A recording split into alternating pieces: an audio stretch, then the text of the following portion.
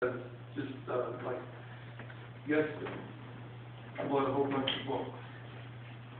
Of course, because I'm lazy and I don't like going to traffic. So I bought a whole bunch of books, good books. I have a lot of books. And then mine says, who'd you get all these books for? Because when you die, who are they going to go to? Nobody's interested in this stuff. And I said, oh. And so he said, I thought of this reading, I thought of that when I did the reading. I said, uh-oh, number one. Number two, we have a lot of the propagation this week, just like last week. Because this coming week, it's going to be a week of all storms. We have, besides the usual resurrection hymn every Sunday, we have hymns for the preparation of the feast of the presentation of the Theotokos into the temple. The actual feast of the entrance of Theotokos into the temple. We have the feast of St. Catherine of Sinai. So, good name to everybody by the name of Catherine. Either by baptism or by chrismation. And then as always, we have the theme song of the church. So, all of these warrant each individually an ample sermon and explanation. So be prepared. I'm not going to do it. Why do we have all this stuff out here? Where does all this stuff come from? Why do we do this? Why do we do anything we do? It's like TV commercials. TV commercials give you these little jingles to get across a point to sell you their product. So in the history of the church in the very beginning, you've got all kinds of primitive societies and places. You will hear people with their things they want to remember. They'll do all of these little jingles and all these little songs. You go to a Jimmy Buffett concert, you have all that singing back and forth. You know, I mean, everybody's cool, everybody's good, all that. So it's basically a human singing dynamic. That's what we have all this so far. Only in case it in the liturgy it seems something that makes no sense. But that's why we have all these things. Think of it in those terms. And then just like the president has his theme song every time he appears anywhere, they play Hail to the Chief, all that. Whether you like it or not, they play his little theme song. The only person in this country that has his personal theme song. Consequently, every church has its own theme song. For us, it's the name of the Holy Spirit. So that's what all these things are. Liturgy's long, I know it. I'm going to say a few things about that. It's chanted, I know. I'm going to say a few things about that. Yesterday, I'm going through the stage. I don't want to watch news. I don't want to listen to nothing except opera. So when I'm going to work, I put on Sirius radio. I'll listen to opera. This week going to work, it was like I had 3 off songs. One morning, it was La Bohème, which brought tears to my eye. Another morning, it's Tosca, brought tears to my eye. It was the most intense of arias. It will share on Estelle. So I shine that I'm about to get killed. I was always really flipping through. And then the other one's Cavalleria Rusticana, which means rustic chivalry. It takes place in a Sicilian village at the end of the 19th century, which is where my people come from. And it's about all kinds of foolishness. And of course it has a terrible end. People get killed. That's obvious. So I'm listening to operas all the time, right now. So my extends around me face, where you listen to all this stuff? Why do I listen to it? Operas are deep, they're passionate. The music's deep and passionate. The themes are deep and passionate. It's life, death, love, passion, all those things. It's all rolled into one. If you listen to it too much, you probably will go crazy. But if you listen to it sufficiently, it's deep in you. And opera isn't just for elites. People from peasant places, and that's their popular theater. And I know that from my own people. But, so this is why the liturgy is like it is. This is why a lot of things we do are like they are. They're not just there to be boring. They're not just there to put on a show. The beginning of an opera always has an overture. The overtures of the liturgy is also a gift. The overtures of the liturgy is the Orthodox. And why do you have these things? put us in the mood, to open our hearts, to open our minds, so that the reality of Christ's presence can penetrate and transform us in a deep and true way. So that's one of the reasons we have all these things. Throughout the week I was thinking of a question. This is the question I've been thinking of. Or we just went as a church, which I mean people have attitude. I'll go to the liturgy whenever I feel like it. I'll go to the liturgy whenever it's convenient. I'll go to the liturgy whenever I don't have anything better to do on Sunday morning. Then maybe I'll go if I can pull myself out there. I think the same thing. When I'm up at 6 in the morning and start out of go, I feel like I think the same thing. But it's the blood only and when at the church.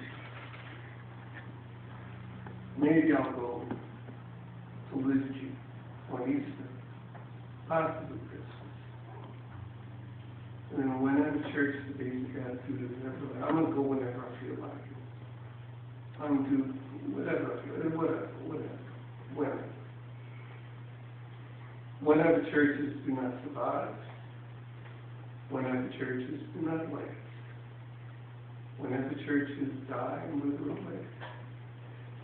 That's why in the uniform regulations of the Greek Orthodox Diocese of America, there's a section which deals with the closing of no longer viable church. The whole section, when church becomes unviable, we close it. In our church, we still have who we call the founders. Actually, the only real founder of any church is Christ, is God. He's the one who calls the church into being. He's the founder of the church. The others just respond to his call. So in our church, we're fortunate to still have the founders, those who responded to God's call to create an Orthodox, an authentically Orthodox church in that village. But a real concern, and I've heard this from other people, just like we got the founders in our midst, we have the closers in our midst. And we have somebody who's going to hold the keys and close the door, because the church is no longer viable, because it just withered away. So we have the founders. No, you don't have the closers. But you never know if it happens. Why does it happen? Because we separate ourselves from that which gives life and being to a church. We separate ourselves from regular participation in the liturgy. Regular participation in the liturgy isn't just a ceremony. Regular participation in the liturgy for the Greek, for any Orthodox church, just as for the Catholic Church, because they're two sides of the same coin. Because Christ is present in the Eucharist. Crowns to us in the liturgy. He comes to nourish us. But if we separate ourselves from that which nourishes us as a church and as an Orthodox and true Christian, we wither away. The church withers away. He calls. And we respond. And this is why the church traditionally says, come to liturgy every Sunday. Not just to keep company with money in the basket.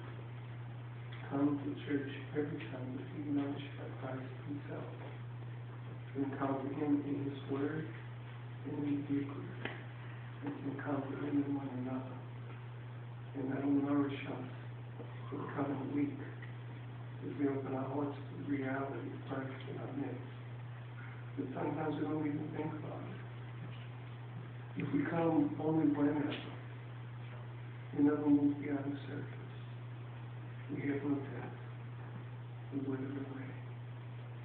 But if we make that effort and come every Sunday, attentive, with open heart, to hear what he has to say, feel his presence, he will create in us the depths that we need for our life. Through religion, faith, Christianity, Christ living about every day. It's literally about life and death, compassion, love, doing good work in the course of the week.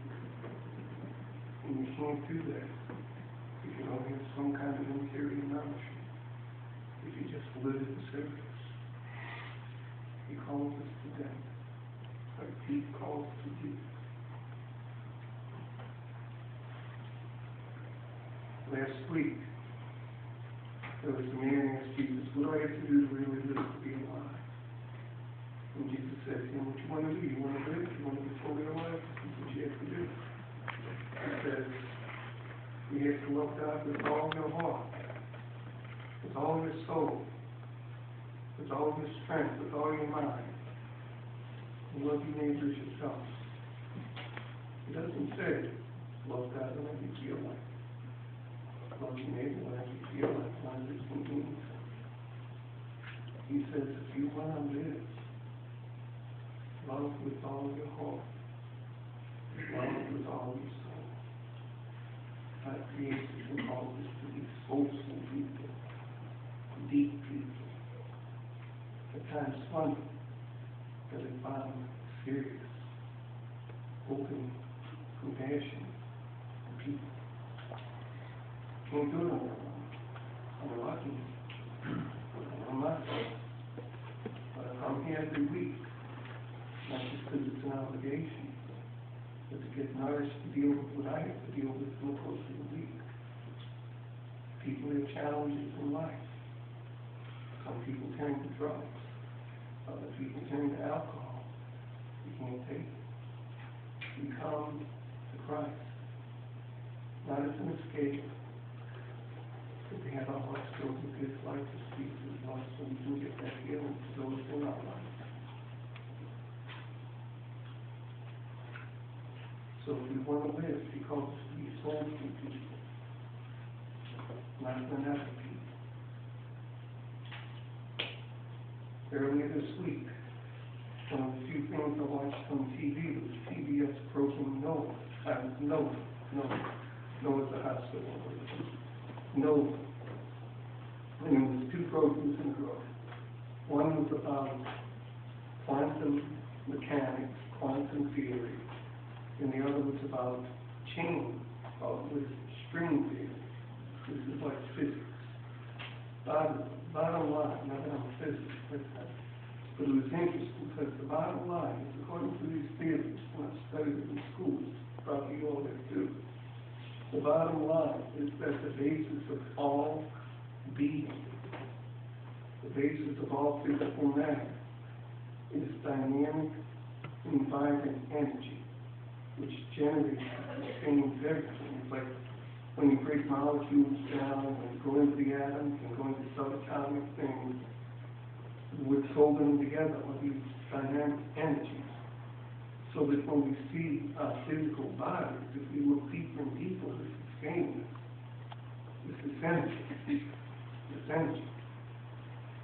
And you can see this in children when they come fresh into life. It's like they're full of energy.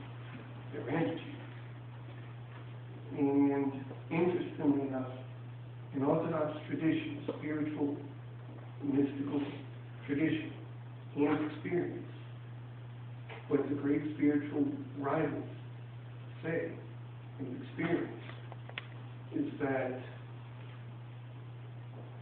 they say that we're created and what sustains us in being is participation in the divine energies of God, the divine energies of the Creator. So it's like these little energies that keep our bodies together. It keeps our very being together, and that's participating in the energies of God. That's why the liturgy is so long, because to sink into the deepest levels of our hearts and of our being, go beyond the surface.